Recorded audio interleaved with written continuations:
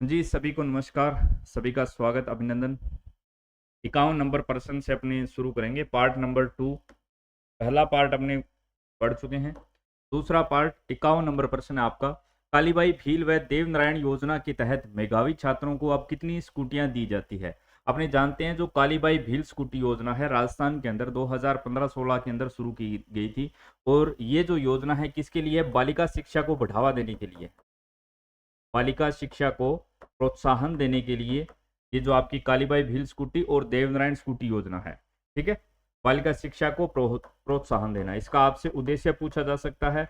और ये जो योजना है इसका जो संचालन है किसके द्वारा किया जाता है? तो राजस्थान कॉलेज शिक्षा विभाग यानी उच्च शिक्षा संस्थान है उनके द्वारा इसका आयोजन किया जाता है। ये जो योजना है 2015-16 के अंदर शुरू की गई थी। अभी इसके अंदर अपने से पूछा गया है अब इसके अंदर कुल कितनी स्कूटियां दी जाती है, तो ध्यान में रखें। अभी जो है इसके अंदर 20,000 स्कूटियां दी जाती है। और वर्तमान समय के अंदर मैं बात करूं क्योंकि प्रश्न के अंदर अब दे रखा है, ठीक है, तो ध्यान रखिएगा। वर्तमान समय के अंदर इनकी संख्या और बढ़ा दी गई है, अब इनकी जो संख्या है 30,000 कर दी गई है, ठीक है। इस वित्तीय वर्ष के अंदर जो इनकी संख्या है, जो पहले 20,000 हुआ करती थी, इस प्रश्न के अनुसार अपना जो उत्तर है डी नंबर होगा 20,000। लेकिन वर्तमान समय के अंदर जो इनकी संख्या है वो 30,000 कर दी गई है। इसके लिए बालिका शिक्षा को प्रोत्साहन करने के लिए नोडल एजेंसी कौन सी है? राजस्थान कॉलेज शिक्षा विभाग। ये योजना शुरू कब की गई थी? कालीबाई भील स्कूटी योजना 2015-16 के अंदर। चलिए अगला प्रश्न है, मत्स्य संघ का 17 मार्च 1948 में उद्घाटन जो है किसने किया? अब यहां पर देखिए एक बात, ये एग्जामिनर के ऊपर निर्भर करेगा। एग्जाम के अंदर आपको 17 मार्च भी देखने को मिल सकता है और 18 मार्च भी देखने को मिल सकता है। जो आपके राजस्थान का एकीकरण का पहला चरण है, तो 17 मार्च 1948 को मत्स्य संघ का क्या हो जाता है? गठन हो जाता है। लेकिन जो इसका उद्घाटन है वो 18 मार्च को होता है। इस वजह से किताबों के अंदर आपको 17 मार्च और 18 मार्च दोनों ही देखने को मिल सकते हैं, ठीक है। गठन कब होता है? 17 मार्च को। और जो उद्घाटन है वो कचहरी ताल लोहागढ़ दुर्ग के अंदर 18 मार्च 1700 आपके 1948 के अंदर होता है। तो एग्जाम के अंदर चाहे 17 मार्च आ जाए या फिर 18 मार्च आ जाए, दोनों ही सही है, दोनों में से एक देखने को आपको मिलेगा। तो मत्स्य संघ का अपने से पूछा है उद्घाटन जो है वो किसने किया था? उद्घाटन जो है किसके द्वारा किया गया था? तो NV गोडगिल, नर हरि विष्णु जी गोडगिल है, इनके द्वारा उद्घाटन किया गया। कौन कहां पर किया गया? तो कचहरी ताल, अगर स्थान ध्यान में रखना चाहो, कचहरी ताल लोहागढ़ दुर्ग। लोहागढ़ दुर्ग कहां पर है? भरतपुर के अंदर है लोहागढ़ दुर्ग, ठीक है। राजस्थान की जो 4 रियासतें थी, अलवर है, धौलपुर है, भरतपुर है, करौली है, इन चारों को मिलाकर मत्स्य संघ का निर्माण किया गया। राजधानी किसे बनाया गया था? अलवर को बनाया गया था। और जो धौलपुर के महाराजा थे उनको क्या बनाया गया था? उदयभान सिंह जी को महाराज प्रमुख बनाया गया था, ठीक है। उद्घाटन कब होता है? 17 मार्च दे रखा है, 18 आ जाए तो वो भी सही है, दोनों ध्यान में रख लेना। अगला, राजस्थान में प्रथम पर्यटन नीति जो है वो कब लागू हुई? 2000 में, 2001 में, 2010 में या फिर 2011 के अंदर? तो अपनी बात करें राजस्थान की जो प्रथम पर्यटन नीति की बात कर रहा है, ठीक है। प्रथम पर्यटन नीति जो है आपके सन 2001 के अंदर लागू हुई थी, ठीक है। अगर डेट याद रखना चाहो तो 27 सितंबर 2001, 27 सितंबर 2001। और नवीनतम यदि पर्यटन नीति की मैं बात करूं वो है आपकी 2020 के अंदर। यदि आपसे इको टूरिज्म नीति पूछी जाएगी तब आपको क्या ध्यान में रखना है? 2021 ध्यान में रखना है। सीधा आपसे प्रश्न पूछा जाएगा राजस्थान की जो प्रथम पर्यटन नीति है वो कब लागू हुई, तो हमें ध्यान में रहना चाहिए 27 सितंबर 2001, ठीक है। नवीनतम यदि आपसे पूछी जाएगी तो 9 सितंबर 2000, इसकी भी डेट याद रख सकते हो, 9 सितंबर 2020, ठीक है। और ग्रामीण पर्यटन नीति यदि आपसे पूछी जाएगी तो अपने क्या ध्यान में रखेंगे? 12 दिसंबर 2022, 12 दिसंबर 2022 को आपकी जो ग्रामीण पर्यटन नीति है ये कौन सी है? ग्रामीण पर्यटन नीति है, ग्रामीण पर्यटन, ठीक है। और पर्यटन को जो उद्योग का दर्जा है वो 1989 में मोहम्मद यूनिस समिति के आधार पर दिया गया था। ये भी प्रश्न काफी बार आता है। और पर्यटन विभाग की स्थापना 1956 के अंदर। तो ये सभी फैक्चुअल क्वेश्चन है, आपको ध्यान में रखने हैं। पहली पूछा है इसने तो क्या हो जाएगा? 27 सितंबर 2001, विकल्प नंबर बी अपना उत्तर हो जाएगा। नवीनतम पूछेगा 9 सितंबर 2020, इको टूरिज्म नीति पूछेगा 2021, ग्रामीण पर्यटन नीति पूछेगा 12 दिसंबर 2022। चलिए राज्य में कुल कितने पेट्रोलियम बेसिन है जो 14 जिलों में विस्तारित है? तो राजस्थान के अंदर अपनी कुल 4 पेट्रोलियम बेसिन हैं। कौन कौन से हैं ये 4 बेसिन? नाम भी काफी बार पूछे जाते हैं। एक है आपका जैसलमेर बेसिन, फिर आपका बीकानेर नागौर बेसिन, बीकानेर और नागौर बेसिन। तीसरा जो अपना बेसिन है वो बाड़मेर सांचौर बेसिन, बाड़मेर सांचौर बेसिन। और सबसे चौथा जो आपका है विंध्यन बेसिन, विंध्यन बेसिन। ये कुल जो 4 आपके बेसिन है ये राजस्थान के 14 जिलों में विस्तारित है। इनके क्षेत्रफल की मैं बात करूं लगभग 1.5 लाख वर्ग किलोमीटर, ठीक है। और इन चारों में से ये जो पहले 3 बेसिन है, ये जो आपका विंध्यन बेसिन है इसके अंदर जैसे आपका कोटा है, बारां, झालावाड़ वाला जिले आएंगे। जबकि ये ऊपर वाले 3 बेसिन है ये भारत सरकार की श्रेणी फर्स्ट में शामिल है। जैसे आपका बम्बई हाई हो गया, एक असम वाला बेसिन हो गया, ये भारत सरकार की श्रेणी प्रथम में शामिल है, याद रखिएगा। तो कुल कितने हैं? 4 आपके बेसिन है जो कि टोटल आपके 14 जिलों में विस्तारित है। तो अपने से यही पूछा है कुल कितने पेट्रोलियम बेसिन है, तो 4 बेसिन है। C नंबर विकल्प हो जाएगा, ठीक है। अगला, मनरेगा की तर्ज पर शहरी क्षेत्र में रोजगार उपलब्ध कराने के उद्देश्य से निम्न में से कौन सी योजना शुरू की गई थी? ठीक है, महात्मा गांधी शहरी रोजगार गारंटी योजना, इंदिरा गांधी शहरी रोजगार गारंटी योजना, शहरी जॉब वर्क योजना या शहरी अंत्योदय रोजगार योजना। तो अपनी बात करें मनरेगा की तर्ज पर शहरी क्षेत्र में रोजगार उपलब्ध कराने के लिए शहरी क्षेत्र में जो योजना शुरू की गई थी ये राजस्थान सरकार की योजना है। वो कौन सी है? इंदिरा गांधी शहरी रोजगार गारंटी योजना। इंदिरा गांधी शहरी रोजगार गारंटी जो योजना है आपकी 9 सितंबर 2022 को लागू की गई थी। कब? इसकी जो डेट है आपको ध्यान में रखनी है। ये जो योजना है 9 सितंबर 2022 में राजस्थान सरकार के द्वारा लागू की गई थी, राजस्थान सरकार के द्वारा, ठीक है। उद्देश्य क्या था? शहरी क्षेत्र में लोगों को आजीविका सुनिश्चित करने के लिए कुल 100 दिवस का रोजगार इसके अंदर दिया जाता है, ठीक है, 100 दिवस का। और आयु वर्ग आपको इसमें ध्यान रखना है 18 से 60, ठीक है। 18 से 60 वर्ष के जो भी उम्र के लोग हैं इनके बीच के, वो 100 दिवस का रोजगार उनको उपलब्ध करवाएगी राजस्थान सरकार। और इसका नाम क्या है? इंदिरा गांधी शहरी रोजगार गारंटी योजना, जो कि 9 सितंबर 2022 को लागू हुई। मनरेगा की तर्ज पर इसको शुरू किया गया था और राजस्थान सरकार की योजना है शहरी क्षेत्र के लिए। अगला, भारत सरकार ने 5 जून 1988 को विश्व पर्यावरण दिवस के अवसर पर कितने पैसे का डाक टिकट खेजड़ी वृक्ष के महत्व को स्वीकार करते हुए जारी किया था? तो ये जो डाक टिकट है 60 पैसे का जारी किया गया था। खेजड़ी जो वृक्ष है ये अपना क्या है? राज्य वृक्ष है। 31 अक्टूबर 1983 को इसको राज्य वृक्ष का क्या दिया गया था? दर्जा दिया गया था। ये क्या है? अपना राज्य वृक्ष। इसका कई बार वैज्ञानिक नाम पूछता है, ध्यान में रखिएगा, प्रोसोपिस सिनेरेरिया, प्रोसोपिस सिनेरेरिया, ठीक है। इसके ऊपर डाक टिकट पूछा जाएगा, कितने पैसे का है? 60 पैसे का। यदि आपसे खेजड़ली दिवस पूछ लिया जाए तो वो मनाया जाता है 12 सितंबर को। आपने मारवाड़ का इतिहास पढ़ा है, वहां पर अमृता देवी बिश्नोई 1730 ईस्वी के अंदर उनके 363 लोगों ने वहां पर बलिदान दिया था। उसके उपलक्ष्य में जो खेजड़ली गांव है वहां पर भाद्रपद शुक्ल दशमी को वहां पर प्रतिवर्ष मेला भरता है। और जो 12 जो सितंबर है उसको क्या है? खेजड़ली दिवस भी मनाया जाता है। तो ध्यान में रखिएगा, अच्छा प्रश्न है। और ये जो आपका खेजड़ी अपना क्या है? राज्य वृक्ष है। कब घोषित किया गया था? सन ध्यान में रख लेना, डेट याद नहीं रहे तो 31 अक्टूबर 1983 को। चलिए अगला है, राज्य में बाजरा अनुसंधान केंद्र जो है वो कहां पर बनाया गया है? तो वो आपके बाड़मेर में स्थित है। A नंबर विकल्प हो जाएगा, ठीक है, इसका C हो जाएगा। चलिए अगला है, चिंकारा को राज्य पशु का नाम जो है वो कब दिया गया? तो ये भी आपका 1983 के अंदर, C नंबर हो जाएगा, ठीक है, चिंकारा को राज्य पशु का नाम।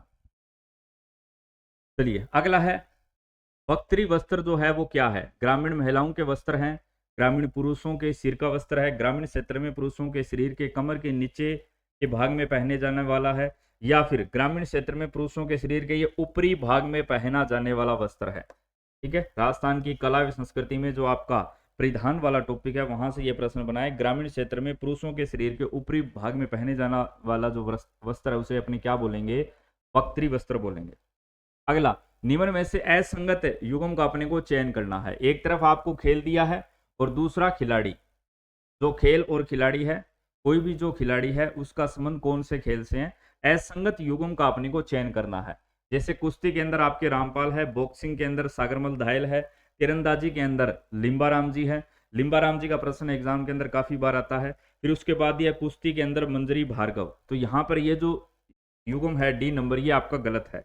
डी नंबर जो युग्म है ये गलत है, क्योंकि जो मंजरी भार्गव है इनका संबंध कौन से खेल से है? गोताखोर है, ठीक है, कुश्ती से नहीं है। तो यहां पर असंगत कौन सा हो गया? D number. अगला, राजस्थान के राज्यपाल के संदर्भ में निम्नलिखित में से कौन सा कथन जो है वो सही है? आपको कथन दिए गए हैं 4 और इन चारों में से कौन से कथन सही है? राज्यपाल राष्ट्रपति के प्रसाद पर्यंत अपना पद धारण करता है, ये वाला कथन बिल्कुल सत्य है। अगला, राज्यपाल राज्य लोक सेवा आयोग के सदस्यों को पद से नहीं हटा सकता। इनको लोक सेवा आयोग यानी आरपीएससी के जो सदस्य हैं उनको राज्यपाल केवल सस्पेंड कर सकता है, उनको पद से हटा नहीं सकता है। हटा केवल इनको क्या है? जांच के बाद ही हटाया जा सकता है, और वो राज्यपाल इनको नहीं हटा सकता है। हाँ, अगर ऐसा है सस्पेंड कर सकता है तो वो सही हो जाएगा। तो ये वाला कथन भी सत्य है कि राज्यपाल जो है राज्य लोक सेवा आयोग के सदस्यों को पद से नहीं हटा सकता, केवल और केवल सस्पेंड कर सकता है। अगला, अनुच्छेद 356 के अनुसार केवल राज्यपाल की अनुशंसा पर ही राष्ट्रपति शासन लागू किया जाता है। यहां पर क्या दिया है? केवल राज्यपाल की अनुशंसा पर, ये गलत हो जाएगा। अपने जो आपातकाल है, 3 आपातकाल पढ़ते हैं। 352 जब कोई युद्ध या बाहरी आक्रमण या सशस्त्र विद्रोह जब हो जाता है तब 352 के तहत राष्ट्रपति द्वारा लगाया जाता है। एक अपने 356 पढ़ते हैं जिसके अंदर राज्य के अंदर जो संवैधानिक स्थिति है वो विफल हो जाती है, तो यहाँ पर क्या है? राष्ट्रपति शासन लगाया जाता है। एक अपने 360 अपने द्वितीय आपातकाल पढ़ते हैं, तो यहाँ पर ये इसने दिया है केवल राज्यपाल की अनुशंसा पर, तो ये वाला जो कथन है अपना गलत हो जाएगा। अगला है, राज्यपाल में राज्य की समस्त कार्यपालिका शक्तियां निहित होती है, तो ये कथन भी आपका बिल्कुल ठीक है। ठीक है, आर्टिकल 154 अपने पढ़ते हैं, तो ए, बी और डी यहां पर सही है। 1, 2 और 4 यहां पर सही है, और 3 नंबर जो है गलत है। 1, 2 व 4 ए नंबर ही आ जाएगा, ये रहा ए नंबर। 1, 2 व 4 3 नंबर जो है यहां पर गलत हो जाएगा। राज्य में कक्षा 10वीं व 12वीं में प्रथम व द्वितीय स्थान राज्य, जिला, खंड स्तर पर प्राप्त करने वाले विद्यार्थियों को निम्नलिखित में से कौन सा शैक्षणिक अभिकरण एकलव्य व मीरा, क्रमशः एकलव्य जो है आपके लड़कों को दिया जाता है और जो मीरा पुरस्कार है वो लड़की को प्रदान किया जाता है। ठीक है, ये जो पुरस्कार है वो कौन प्रदान करता है? तो याद रखिएगा, राजस्थान राज्य खुला विद्यालय।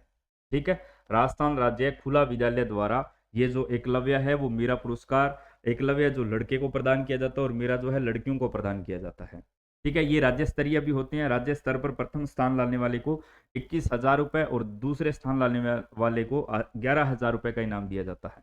और ये इनाम कौन से संस्थान के द्वारा दिए जाते हैं? तो राजस्थान राज्य खुला विद्यालय, और इसकी स्थापना वर्ष ये ध्यान में रखना। भी पिछली बार भी आपका जो 3rd ग्रेड का एग्जाम हुआ था मेंस, उसमें ये पूछा गया है।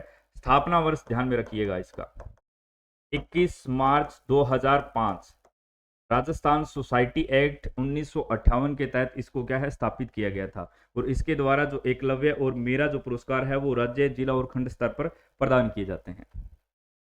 ठीक है, अगला, किस स्थिति के बाद तीसरी संतान होने पर पंचायती राज संस्थाओं के चुनाव से अयोग्य घोषित किया जाता है? 24 मई 1995 या फिर 27 नवंबर 1995 या फिर आपका 24 अप्रैल 2002 और 27 नवंबर 1997। इस तिथि के बाद तीसरी संतान होने पर पंचायती राज संस्थाओं के चुनाव से अयोग्य घोषित किया जाता है। तो यहां पर ये डेट जो है आपको याद रखनी पड़ेगी, कौन सी है? 27 नवंबर 1995 से ये जो है प्रावधान किया गया है। बी नंबर आ जाएगा, बी नंबर। ठीक है, बी नंबर। अगला, निम्न विधानसभा सदस्य की संख्या को सुमेलित कीजिए। एक तरफ आपको विधानसभा, दूसरी तरफ आपको सदस्य दिए गए हैं। जैसे अपने पहले विधानसभा का गठन कब हुआ था? 3 मार्च 1952 को, ठीक है। टीकाराम जी पालीवाल प्रथम निर्वाचित जो है मुख्यमंत्री बने थे, ठीक है। तो पहली विधानसभा में आपसे सदस्य संख्या पूछी गई। ये प्रश्न काफी बार पूछा गया है और आपको क्या ध्यान में रखना है, पहली से लेकर छठी तक आपको याद रखना है। पहली, दूसरी, तीसरी, चौथी, पांचवी और छठी। छठी जो आपकी विधानसभा थी 1977 से जो 1980 तक चली थी, जिसमें आपके भैरव सिंह जी शेखावत मुख्यमंत्री बने, तब विधानसभा सदस्यों की संख्या 200 थी, ठीक है। तो पहले के अंदर अगर आपसे याद पूछा जाएगा 160, दूसरी के अंदर 176, तीसरी के अंदर 176, चौथी के अंदर 184, पांचवी के अंदर भी आपके सदस्यों की संख्या कितनी थी? 184। तो इसको याद रखिएगा, पहली 160, दूसरी तीसरी में 176, चौथी और पांचवी में 184 और छठी विधानसभा में सदस्यों की संख्या कितनी हो गई थी? 200 हो गई थी। पहली विधानसभा का गठन 3 मार्च 1952 को टीकाराम जी पालीवाल को मुख्यमंत्री बना दिया गया था, ठीक है। गठन अगर पूछा जाएगा 23 फरवरी 1952। अगला, और विधानसभा की प्रथम बैठक की अगर अपनी बात करेंगे तो वो हो जाएगी 29 मार्च 1952। प्रथम विधानसभा में सदस्यों की संख्या कितनी थी? आपके 160। तो ए में आएगा 4 नंबर, दूसरी में 176 3 नंबर, चौथी में, क्योंकि यहां पर देखो चौथी में 184 है 1 नंबर, और छठी में कितनी हो जाएगी? 200। तो यहां पर कौन सा हो जाएगा? 2। 4 3 1 2 अपना उत्तर होगा, 4 3 1 2, सी नंबर विकल्प। यहां से काफी बार प्रश्न पूछा जाता है, या तो आपको पूछेगा दूसरी विधानसभा में सदस्यों की संख्या कितनी थी, या फिर वो आपसे छठी विधानसभा, या ऐसे पूछ लेगा कौन सी विधानसभा में सदस्यों की संख्या जो बढ़कर 200 हो गई थी, तो वो आपकी छठी विधानसभा थी। चलिए, राज्य निर्वाचन आयुक्त की नियुक्ति किस अनुच्छेद के तहत की जाती है? 243 आई, 243 के, 243 जे या फिर 243 ई? तो यहां पर राज्य निर्वाचन आयुक्त की बात हो रही है। यदि वित्त आयोग की बात होती तब अपने 243 आई करते, यहां पर निर्वाचन आयुक्त की बात है तो 243 के, बी नंबर, ठीक है। प्रथम जो निर्वाचन आयुक्त किसको बनाया गया था? अमर सिंह जी राठौड़ को बनाया गया था। अभी वर्तमान में कौन चल रहे हैं आपके? मधुकर गुप्ता। चलिए, अगला है राजस्थान राज्य निर्वाचन आयोग का गठन जो है वो कब हुआ? जून 1993 को, जुलाई 1994 को, अगस्त 1995 को, या सितंबर 1998 को? अपने से गठन पूछा गया तो कब हुआ था? जुलाई 1994 को, जुलाई 1994 को। चलिए, बी नंबर, ये महत्वपूर्ण जो सन है आपको ध्यान में रखने पड़ेंगे।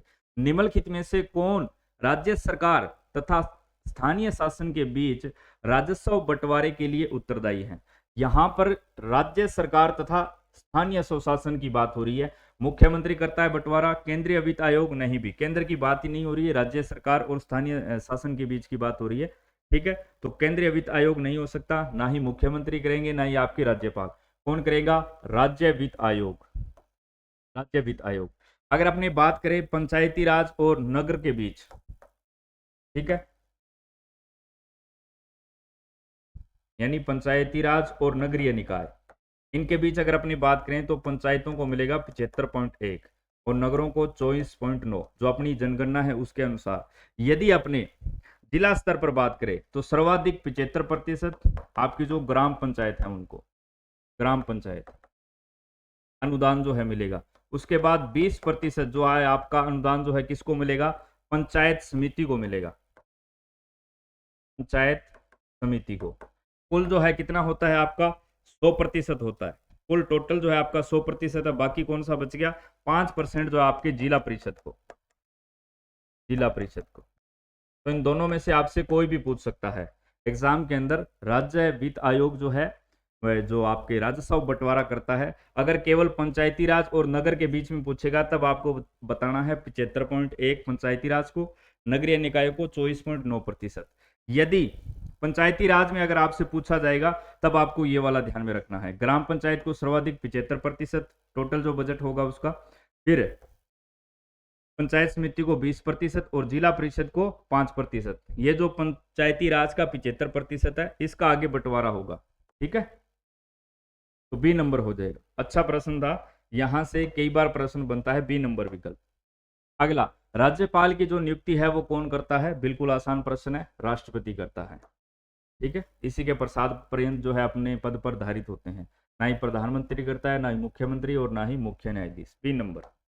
अगला, हिंदुस्तान जिंक लिमिटेड का जिंक स्मेल्टर उदयपुर में कहाँ पर स्थापित किया गया? तो 1866 के अंदर, आपके देबारी के अंदर है। देबारी 3 नंबर आ जाएगा। निम्बेहेड़ा जो है आपका चित्तौड़ में पड़ता है। नीमराणा आपका अलवर में पड़ता है। खेतड़ी जो आपका झुंझुनू में पड़ता है। तो यहाँ पर बिल्कुल सीधा सा था, क्योंकि इसने दे भी दिया है उदयपुर में कहाँ पड़ता है। तो आपके केवल देवारी बचा है ऑप्शन के अंदर। ये आप ऑप्शन से भी कर सकते थे। नीमराणा अलवर में है, निम्बाहाड़ा जो चित्तौड़, खेतड़ी जो आपके झुंझुनू में है। सी नंबर विकल्प। अगला, राजस्थान में राजस्थान पुलिस अकादमी जो है वो कहाँ पर स्थित है? तो कहाँ पर? अभी आपके जयपुर में स्थित है। सी नंबर विकल्प हो जाएगा। अगला, आरटी एक्ट 2009। अच्छा, आगे जो है आपके आरटी के प्रश्न आ गए हैं अभी। चलिए अभी ये आपको दौलत सर करवाएंगे। आइए सर।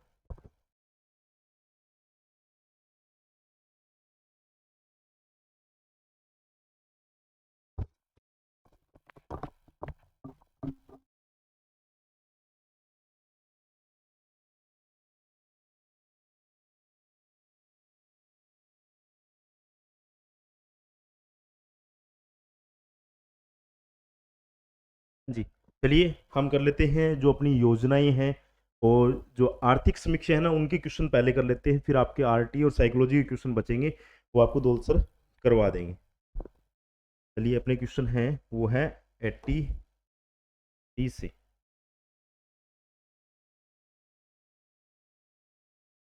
एट्टी टू से ये लो।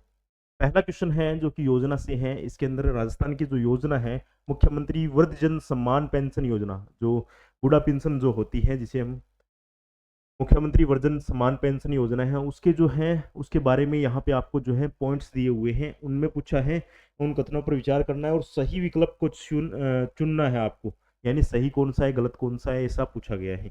सबसे पहला पॉइंट अगर बात करिए, ये पहला पॉइंट है। ये दूसरा पॉइंट है, पेंशन का संपूर्ण भार राज्य सरकार वहन करती है। जी हाँ, मुख्यमंत्री के नाम से है ये, तो ये जो है राज्य सरकार, यानी राजस्थान की स्कीम है, तो राजस्थान सरकार, इसका पूरा का पूरा खर्चा राजस्थान सरकार का है। ठीक है। इसके अंदर क्या सिस्टम होता है? इसके अंदर अगर पुरुष जो होता है 58 वर्ष जो उम्र पूरी कर लेता है, तो 58 वर्ष के बाद में है उसको जो है पेंशन का जो फॉर्म है ई मित्र के माध्यम से उसका भरा जाता है और उसको पेंशन शुरू होती है। नेक्स्ट, अगर महिला की बात करें तो 55 साल की अगर महिला है तो वो फॉर्म भर सकती है मुख्यमंत्री जो वृद्धजन पेंशन योजना है उसके तहत। इसमें बात की जाए तो 75 साल तक है, इनको जो है आपके 750 रुपए 750 रुपए प्रति माह जो है पेंशन दी जाती थी। अब 75 साल के बाद में बात करें तो 1000 रुपए जो है राशि दी जाती है। अभी जो बीजेपी गवर्नमेंट है, भजनलाल सरकार है, उन्होंने 1000 रुपए को भी बढ़ाकर है, इसमें 250 रुपए और जोड़कर वर्तमान में है 1250 रुपए की राशि दी गई है, जिसके अंदर केंद्र और राज्य का कुछ हिस्सा रखा गया है। लास्ट जो 1000 रुपए तक तो है आपकी राज्य सरकार का है, ऊपर का जो है उसमें है जो केंद्र सरकार का हिस्सा है इस योजना के अंदर, अभी जो नई योजना के तहत है। तो इसमें जो पहला दे रखा है पूरा का पूरा जो संपूर्ण भार है वो राज्य सरकार का था, लेकिन नए बजट के तहत है, इसमें जो है केंद्र सरकार का भी हिस्सा है। एक यहाँ पे एक लाइन लिख रखी है इन्होंने, 75 वर्ष या इससे अधिक उम्र के व्यक्ति के लिए पेंशन की दर जो है 750 रुपए है। ये 750 रुपए नहीं है, ये 1000 रुपए है। कितनी है? 1000 रुपए है। 1000 रुपए है, तो ये गलत दे रखा है यहाँ पे। तो कौन सा यहाँ पे केवल एक सही है, मतलब सी इसका राइट आंसर था। इस योजना के बारे में पूछा गया था। नेक्स्ट, अगली योजना है जो पालनहार योजना है। जो पालनहार योजना है उसके बारे में पूछा गया है। इसके अंदर क्या होता है, जो विधवा होती है तो उनके जो बच्चे होते हैं उनको जो सरकार पढ़ने के लिए उनके पालन पोषण के लिए जो सहायता राशि उपलब्ध करवाती है, तो उसके बारे में ये जो दे रखी है, उनमें सही शर्त कौन सी नहीं है? सही शर्त कौन सी नहीं है? पहली, कुछ शर्तों के अधीन पुनर्विवाहित विधवा के बच्चे पर है। हाँ, इसमें कुछ कंडीशन होती हैं जिसके अंदर अगर जो विधवा है वो पुनर्विवाह कर लेती है तो उसके जो बच्चे होते हैं वो उनको भी लाभ मिलेगा, ये सही है। पात्र बच्चे की अधिकतम आयु 18 वर्ष, जी हाँ 18 वर्ष होती है, जिसके अंदर अलग अलग कक्षा के अंदर अलग अलग इसके अंदर जो है आपकी राशि दी जाती है। ठीक है। इसके अंदर बात करें, अगर 0 से 6 साल तक का बच्चा है ना, 0 से 6 साल तक का बच्चा है उसको, 0 से 6 साल तक का बच्चा है उसको 1500 रुपए। और अगर 6 से 18 साल तक का बच्चा जो है उसको 2500 रुपए इस योजना के तहत दिए जाते हैं। अगर इसके अलावा वो पढ़ रहा है तो उसके पालन पोषण के लिए, उसके जो स्टडी मटेरियल के लिए है, किताबों के लिए, जूतों के लिए है, उनको जो है पढ़ाई के लिए है, वो 2000 रुपए एक्स्ट्रा भी दिए जाते हैं। इस योजना के तहत 2000 रुपए एक्स्ट्रा भी दिए जाते हैं। और इसमें जो आवेदन करने वाली जो विधवा महिला है, उसकी जो आय है वो 1,20,000 से अधिक नहीं होनी चाहिए। ये इसकी कंडीशन है, शर्त है। ये भी सही दे रखी है यहाँ पे, ये भी सही है। बात करें पालनहार एवं बच्चे आवेदन की तिथि से कम 2 वर्ष की अवधि से राजस्थान में रह रहे हो। 2 वर्ष नहीं है, ये 3 वर्ष है। कितने हैं? आवेदन की तिथि 3 साल तक के जो है यहाँ पे राजस्थान के मूल निवासी होने चाहिए, तभी इस योजना का आपको लाभ मिलेगा। तो गलत नहीं है, वो पूछा था 3 नंबर यहाँ पे गलत है, 2 साल नहीं है, 3 साल है वो। नेक्स्ट है, राजस्थान सरकार द्वारा राज्य अधिनियमों को अपराध मुक्त करने तथा जो अप्रासंगिक हो चुके प्रावधानों को विलोपित करने के लिए कौन सा अधिनियम लाया गया है? यानी अपराध मुक्त हो गया, कोई भी क्रिमिनलाइज हो गया है, और जो प्रावधान है विलुप्त हो गए हैं, जिनको हटा दिया गया है, उनके लिए कौन सा अधिनियम लाया गया है, ये पूछा गया है इसके अंदर। तो बात की जाए यहाँ पे जी,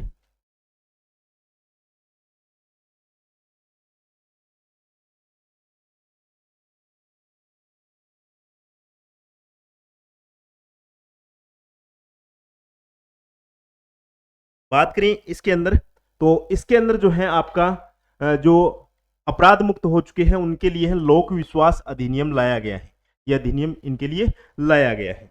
नेक्स्ट अगला क्वेश्चन है, डिजास्टर रिकवरी डेटा सेंटर कहां पर स्थापित किया जाएगा? ये करंट से रिलेटेड क्वेश्चन है, कहां पर स्थापित किया जाएगा? ये डिजास्टर रिकवरी डेटा सेंटर है वो जोधपुर के अंदर स्थापित किया जाएगा। जोधपुर जो अपनी सिटी है, जिला है, वहां पर ये स्थापित किया जाएगा। अगला है 20 सूत्री कार्यक्रम 2006 के अंतर्गत कितने मंदों पर निगरानी राज्य सरकार की होगी? कितने मंद है जिन पर जो है, कितने विषय हैं जिन पर है राज्य सरकार की निगरानी होगी? तो वो 10 विषय हैं, 10 विषय पर है राजस्थान सरकार की जो 20 सूत्री कार्यक्रम 2006 के तहत निगरानी रहेगी। नेक्स्ट है अगला, आर्थिक समीक्षा 2024-25 के अनुसार 2024-25 में राजस्थान की स्थिर 2011-12 कीमतों पर सकल राज्य घरेलू उत्पाद की वृद्धि की दर क्या है? वृद्धि दर यहाँ पे पूछी जा रही है, कितनी है वृद्धि दर? ये बात करें तो ये वृद्धि दर है, ये है 7.82। ये है जो वर्ष की तीसरी तिमाही है ना, तीसरी तिमाही है उसकी राशि है। इसके बाद में बात करें, इसके बाद में जो चौथी तिमाही है उसके आंकड़े आए हैं, उसके अकॉर्डिंग ये राशि जो है 7.4% हो गई है। कितनी हो गई है? 7.4% हो गई है, ये ध्यान रखना है आपको। अगला, अमृत स्टेशन योजना के अंतर्गत राज्य में कितने रेलवे स्टेशनों के पुनर्विकास का कार्य प्रगति पे है? एक योजना है अमृत स्टेशन योजना, यानी जो रेलवे स्टेशन है उनके अंदर उनको जो है सौंदर्यीकरण किया जा रहा है उनका, उसके तहत जो है आपके कितने रेलवे स्टेशन है उनका पुनर्विकास किया जाएगा? कितने रेलवे स्टेशन का है पुनर्विकास किया जाएगा? तो यहाँ पे है 85 जो रेलवे स्टेशन है उनका पुनर्विकास किया जाएगा।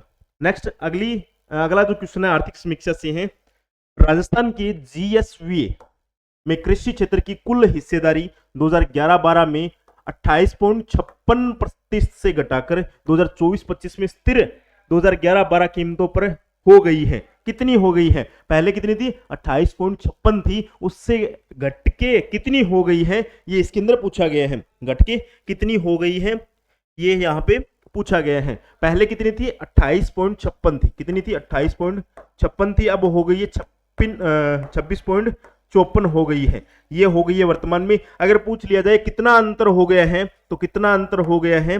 2.02% का अंतर आ गया है। कहां से कहां तक? जो है अपनी 2024-25 में स्थिर जो कीमत है उस पर बात हो रही है आंकड़ों की, ठीक है। अगला क्वेश्चन नेक्स्ट है, राजस्थान में भूमि उपयोग आर्थिक समीक्षा 2024-25 के संदर्भ में कौन सा सुमेलित नहीं है? कौन सा सुमेलित नहीं है? वानिकी का क्षेत्र दे रखा है 8.13 है, ये सही है एकदम। चालू पड़त भूमि है, क्षेत्र है 5.05, ये भी सही दे रखा है। यहाँ पे बात की शुद्ध बोया गया क्षेत्र है वो भी 53.10% है। एक बंजर भूमि जो क्षेत्र है 8.10% दे रखा है, ये यहाँ पे गलत है। बंजर भूमि है 8.10% दे रखा है, ये यहाँ पे गलत है। बंजर भूमि की बात करें तो 10.26% जो है बंजर भूमि का हिस्सा है, ये यहाँ पे गलत दिया हुआ है, यही यहाँ पे पूछा गया था।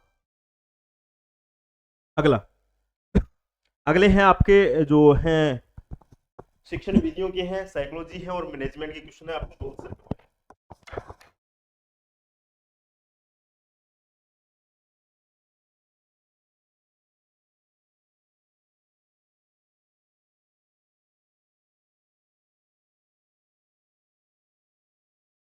नमस्कार साथियों, सभी का स्वागत अभिनंदन है। क्वेश्चन नंबर 71 पे देखते हैं। आरटीई एक्ट 2009 के अनुसार कक्षा 1 से 5 तक के लिए शैक्षणिक सत्र के अंदर न्यूनतम कितने घंटे शिक्षण कार्य किया जाता है? देखिए, जब न्यूनतम शिक्षण घंटे की हम बात करते हैं तो कक्षा 1 से 5 और 6 से 8 तक का जो शिक्षण कार्य है वो निश्चित किया गया है। यहाँ पर 1000 घंटे होंगे और यहाँ पर कितने निश्चित किए गए हैं? 800 घंटे। और टीचर को प्रति सप्ताह अधिकतम कितने घंटे? 45 घंटे। ये भी प्रश्न पूछा गया है। ये गृह कार्य सहित जो होता है वो कितना होता है? 45 घंटे का कार्य होता है। तो कितने हो जाएंगे अपने? 800 घंटे कार्य करना पड़ेगा। नेक्स्ट देखिएगा, निम्न में से कौन सा कथन शिक्षा का अधिकार कानून 2009 के संबंध में असत्य है? देखिए, इसका खंड 28 शिक्षकों के द्वारा निजी ट्यूशन को प्रतिबंध करता है। यानी धारा 28 के अंदर ये कहती है कि जो भी गवर्नमेंट टीचर है वो प्राइवेट ट्यूशन नहीं करा सकते। बिल्कुल सही बात है। इसका अध्याय 6 बिल्कुल बच्चों के अधिकारों के संरक्षण से संबंधित है। बिल्कुल सत्य बात है। इसकी धारा 26 ये कहती है कि विद्यालयों में शिक्षकों की रिक्तियों को भरने से संबंधित है कि 10% से ज्यादा रिक्तियां नहीं हो सकती। कितने प्रतिशत? 10% से ज्यादा रिक्तियां नहीं हो सकती। इसका अध्याय 3 पाठ्यक्रम एवं मूल्यांकन प्रक्रिया से नहीं है, बल्कि क्या है? निःशुल्क एवं अनिवार्य शिक्षा से है। इससे है निःशुल्क एवं अनिवार्य शिक्षा से, अनिवार्य शिक्षा से संबंधित है। आप ध्यान रखना, इसके अंदर टोटल क्या है अपने? 7 अध्याय हैं और अभी वर्तमान के अंदर 39 धाराएं सम्मिलित है। इसको भी आपको ध्यान रखना है। नेक्स्ट देखिएगा, तो अपना राइट आंसर ये हो जाएगा डी नंबर वाला। नेक्स्ट क्या है? समग्र शिक्षा के बारे में निम्न में से कौन सा कथन सही नहीं है? समग्र शिक्षा अभियान है, हाँ, ये राजस्थान सरकार की फ्लैगशिप कार्यक्रम है। ये राजस्थान का एक फ्लैगशिप योजना कार्यक्रम है। बिल्कुल सही बात है। इसका उद्देश्य स्कूली शिक्षा में सामाजिक और लैंगिक अंतराल को क्या करना है? बढ़ता है, या लैंगिक अंतराल है उसको क्या करना है? कम करना है। यह भारत सरकार का फ्लैगशिप कार्यक्रम है। भारत सरकार का नहीं है, किसका है? ये राजस्थान सरकार की एक फ्लैगशिप योजना है। समग्र शिक्षा अभियान की शुरुआत 2018 के बाद हुई है। समसा जिसको बोला जाता है। अक्षम अभ्यास दृष्टि और जागृति किस कार्यक्रम के अंग है? देखिए, समलम अध्ययन, बालिका शिक्षा में नवाचार, शाला दर्शन, शिक्षण प्रशिक्षण कार्यक्रम। देखिए, जो सक्षम अभ्यास और दृष्टि जागृति है ये बालिका शिक्षा के क्या है? नवाचार के प्रोग्राम है। बालिका शिक्षा के अंदर उसको सक्षम करने के लिए, पढ़ाई की तरफ, विद्यालयों की तरफ रुझान बढ़ाने के लिए, उनमें जागृति उत्पन्न करने के लिए विशेष प्रकार के क्या है? बालिका शिक्षा के अंदर क्या किए गए हैं? नवाचार किए गए हैं। नेक्स्ट देखिएगा, कितनी आयु वर्ग के बच्चों को नई शिक्षा नीति के अंदर शिक्षा के अधिकार कानून 2009 के अंदर रखा गया है? यहाँ पर देखिए, नई शिक्षा नीति 29 जुलाई 2020 को लागू हुई थी। इस नीति के तहत 5+3 और 4 का मॉड्यूल लागू किया गया है। और ये क्या कहता है? ये 3 से 18 वर्ष की आयु वर्ग के बालकों को निर्धारित करती है। 3 से 18 वर्ष के बालकों को निर्धारित करती है। नेक्स्ट देखिएगा, IASE institute of advance study in education, उच्च अध्ययन शिक्षण संस्थान के कार्य क्या है? सेवाकालिक शिक्षण प्रशिक्षण पाठ्यक्रम एवं सेवापूर्व प्रशिक्षण कार्यक्रम का संचालन करना। बिल्कुल ये करता है। दूसरा, अनुसंधान एवं प्रायोगिक कार्यक्रमों का संचालन भी करता है। अनुशासनात्मक सामग्री का विकास भी करता है। यानी कि उपरोक्त सभी के सभी कथन है वो right. Advance institute of study in education, उच्च शिक्षण अध्ययन संस्थान का सभी कार्य सम्मिलित हो जाएंगे। नेक्स्ट देखिए, नई शिक्षा नीति 2020 में किस वर्ष तक नेशनल मिशन माध्यम के foundation learning and numeric skill को बनाए रखने का लक्ष्य रखा गया है? तो ये लक्ष्य है वर्ष 2025 तक कंप्लीट करने का लक्ष्य नई शिक्षा नीति के तहत रखा गया है। कब तक रखा गया है? 2025 तक इस कार्यक्रम को क्या करना है, माध्यम से foundation and learning numeric skill को बनाए रखने का लक्ष्य रखा गया है। हो सकता है कि आपसे ये प्रश्न पूछ ले कि 2025 तक कौन सा प्रोग्राम नई शिक्षा नीति के तहत होगा? तो foundation learning and numeric skill. Next देखिएगा, भारत का पहला राज्य नई शिक्षा 2020 लागू करने वाला। देखिए, नई शिक्षा नीति की बात करें तो सबसे पहले अगर बात करें तो उत्तराखंड की बात आती है, जो कि 1 से 5 तक की बाल वाटिका के रूप में लागू किया था। लेकिन वास्तविकता के अंदर देखें तो पहला राज्य है वो है कर्नाटक, और दूसरा राज्य है वो उत्तर प्रदेश है। भाई कर्नाटक और उत्तर प्रदेश ने शुरू किया था। शिक्षण स्तर 2020 और 21 से ये लागू किया गया था। कौन से राज्य में? कर्नाटक राज्य में। और ये लागू कब हुई थी नई शिक्षा नीति? 29 जुलाई 2020 को ये नई शिक्षा लागू हुई थी। वास्तविकता में उत्तराखंड ने इसकी शुरुआत की थी बाल वाटिका के रूप में, लेकिन पूर्ण रूप से जो शैक्षणिक स्तर के रूप में जो नई शिक्षा नीति लागू करने वाला पहला राज्य क्या था? कर्नाटक, दूसरा अपना Uttar Pradesh. 1 number option right हो जाएगा। इस आयोग का गठन लॉ एंड मेडिकल एजुकेशन को छोड़कर समस्त उच्च शिक्षा के लिए एक एकल निकाय के रूप में कार्य किया जाता है। यह होता है हमारा भारतीय उच्च शिक्षण आयोग जो होता है, शिक्षण आयोग होता है, इसको बोलते हैं higher education counselling of India. शिक्षण आयोग जिसको भारतीय उच्च शिक्षण आयोग जिसको बोला जाता है, उसका नाम होता है higher education counselling of India, HECI के द्वारा ये कार्यक्रम है एकल निकाय के रूप में किया जाता है। राजस्थान में कक्षा 1 से 12 तक की पाठ्य पुस्तकों का मुद्रण एवं वितरण करने का कार्य कौन सी संस्था करती है? तो ये राजस्थान स्टेट टेक्स्ट बुक। ये कहाँ स्थित है? ये जयपुर के अंदर स्थित है। पहले ये 1 से 8 तक की पाठ्य पुस्तकों का निर्माण करता था 2009 तक, और 2010 के बाद इसमें क्या कर दिया गया? 2010 से इसको 1 से 12 तक की पाठ्य पुस्तकों को बनाना, निर्माण करना, उसका मुद्रण करने का सारा कार्य किसको दे दिया गया है? राजस्थान राज्य पाठ्य पुस्तक मंडल किसको दे दिया गया है? जयपुर के अधीन कर दिया गया है। विद्यालय प्रबंधन समिति की कार्यकारिणी की मासिक बैठक कब होती है? तो देखिएगा, विद्यालय प्रबंधन समिति धारा 21 के अंदर है, विद्यालय SMC का गठन है, और इस SMC के जो अभिभावक ही होता है वो अध्यक्ष होता है। अभिभावक क्या होता है? अभिभावकों में से क्या होता है कि अध्यक्ष का चुनाव होता है, सचिव होता है वो संस्था प्रधान, या उस विद्यालय का कोई गवर्नमेंट विद्यालय का कोई अध्यापक भी सम्मिलित हो सकता है। तो ये प्रत्येक महीने की प्रत्येक अमावस्या को क्या किया जाता है? इसकी मासिक बैठक अनिवार्य रूप से ली जाती है। अधिकतम कितनी 2 बैठकें हो सकती है? 3, 4, वो भी अपने को ध्यान रखना है। 4 बैठकें होती हैं, न्यूनतम 2 बैठकें होना अनिवार्य है। इसके बाद अपने जो प्रश्न है साइकोलॉजी से संबंधित है, ये देखिएगा अपना प्रश्न आ गया। निम्न में से कौन सी परियोजना विधि के प्रथम एवं अंतिम सोपान है? परियोजना विधि प्रोजेक्ट मेथड भी बोलते हैं, किलपैट्रिक मोदी ने दी थी। किसने दिया था? किलपैट्रिक ने। इसे प्रोजेक्ट मेथड भी बोलते हैं, किलपैट्रिक ने दिया था। पैट्रिक मोदी द्वारा निर्मित है। इसके अंदर सबसे पहले परियोजना का चयन एवं परियोजना का मूल्यांकन अंतिम चरण नहीं है। परिस्थिति का निर्माण एवं परियोजना का लेखा करना, परिस्थिति का निर्माण एवं सुझाव देना, परियोजना का कार्यक्रम बनाना एवं सुझाव देना। वास्तविकता में देखें कि प्रोजेक्ट का अंतिम होता है, परियोजना का सबसे पहले क्या किया जाता है? परियोजना का परिस्थिति का क्या किया जाता है? निर्माण किया जाता है। अंतिम रूप से उसमें सुधारात्मक क्या दिया जाता है? सुझाव दिया जाता है। वास्तविक में देखें परियोजना का चयन भी किया जाता है और उसके बाद में परियोजना का क्या है? मूल्यांकन। ये ऑप्शन भी अंतिम रूप से मूल्यांकन नहीं होता, मूल्यांकन के बाद में उसमें क्या है? नया कोई परिवर्तन किया जा सकता है, ऐसा सुझाव दिया जाता है। तो अपना 3 नंबर ऑप्शन हो जाएगा। त्रिचापीय सिद्धांत त्रिघटकीय सिद्धांत के अनुसार निम्न में से कौन सा बुद्धि का प्रकार नहीं है? त्रिचापीय सिद्धांत में क्या कहता है? विश्लेषणात्मक बुद्धि होती है, सृजनात्मक बुद्धि होती है और व्यवहारिक बुद्धि होती है, लेकिन कौन सी बुद्धि सम्मिलित नहीं होती? त्रिचापीय त्रिघटकीय सिद्धांत के अंदर आपको अच्छे से याद रखना है, इसके इंग्लिश वर्ड याद रखना है। इसके अंदर क्या सम्मिलित नहीं होता है? तार्किक बुद्धि है वो इसके अंदर सम्मिलित नहीं होती है। थर्नडाइक ने त्रिचापी सिद्धांत दिया था। नेक्स्ट देखिए ट्यूशन, वो क्या कहता है, औपचारिक वर्ग प्रयोजना तथा अनौपचारिक वर्ग प्रयोजना पद शिक्षण की कौन सी विधि से संबंधित है? प्रयोजना विधि से, समस्या समाधान विधि से, सामाजिक अभिव्यक्ति विधि से, आगमन शिक्षण विधि से। आगमन विधि और निगमन विधि, तो ये क्या होता है, बच्चों को पढ़ाने की अच्छी विधि होती है। आगमन में उदाहरण से नियम की ओर लेके जाते हैं। समस्या समाधान के अंदर क्या होता है, पहले कोई समस्या उपस्थित होती है, उसका निवारण करना होता है। प्रयोजना विधि में विशेष प्रकार का कोई प्रोजेक्ट तैयार किया जाता है। लेकिन यहाँ वर्ग प्रयोजना औपचारिक और अनौपचारिक जो विधि होती है वो होती है सामाजिक अभिकृत विधि, जिसके अंदर औपचारिक और अनौपचारिक दोनों वर्ग है वो क्या किए जाते हैं, सम्मिलित किए जाते हैं। इसके अंदर औपचारिक और अनौपचारिक दोनों सम्मिलित होंगे। नेक्स्ट देखिएगा, निम्न में से कौन सा युग्म सम्मिलित नहीं है? शिक्षा मनोविज्ञान और उसके विकास के सिद्धांत दे रखे हैं।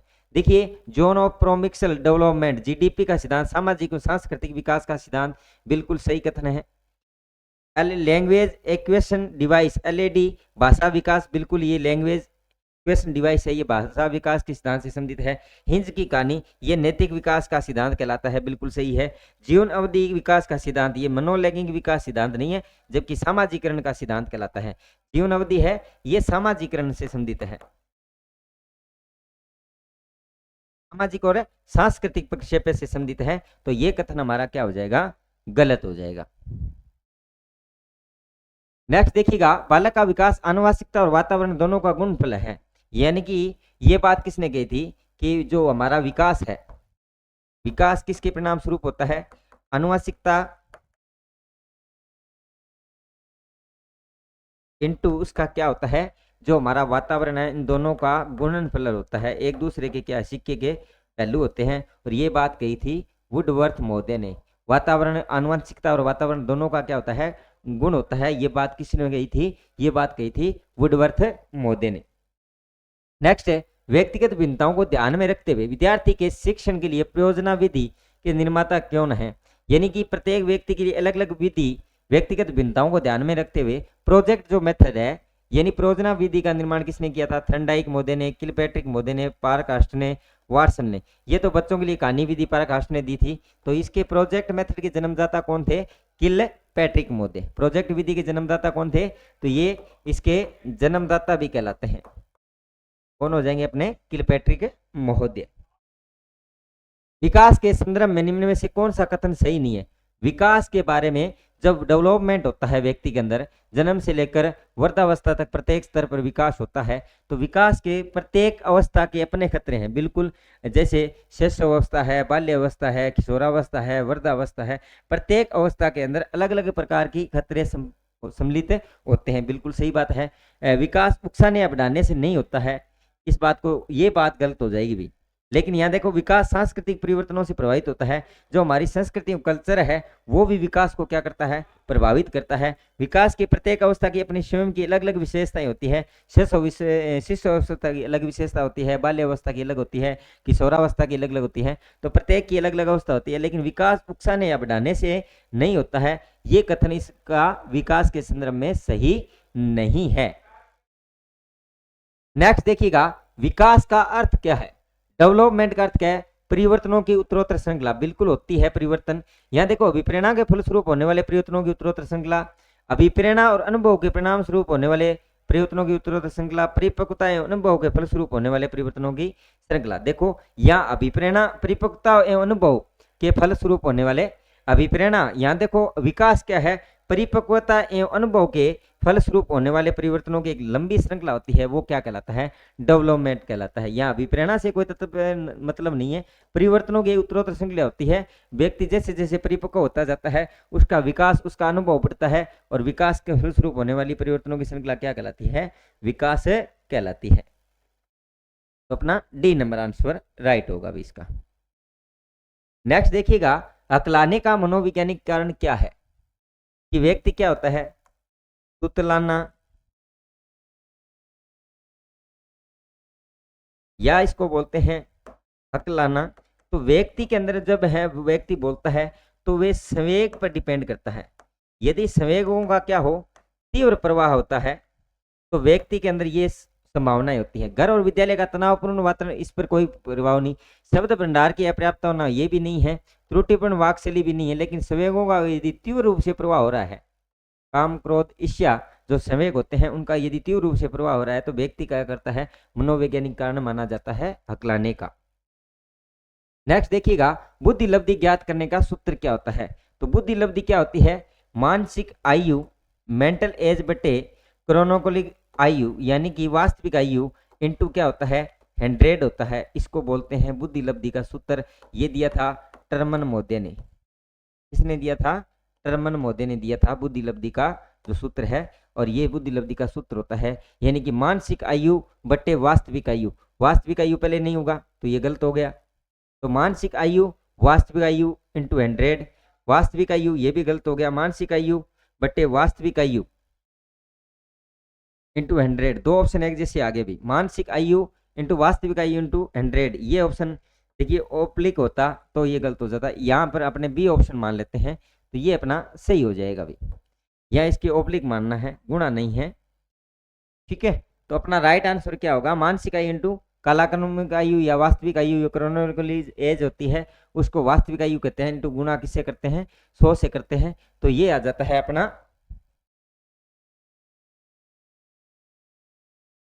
बुद्धि लब्धि सूत्र ज्ञात करने का मुख्य सूत्र। तो ये मैनेजमेंट और साइकोलॉजी से संबंधित है। मिलते हैं एक नए वीडियो सॉल्यूशन के साथ। सभी साथी को धन्यवाद। राम राम।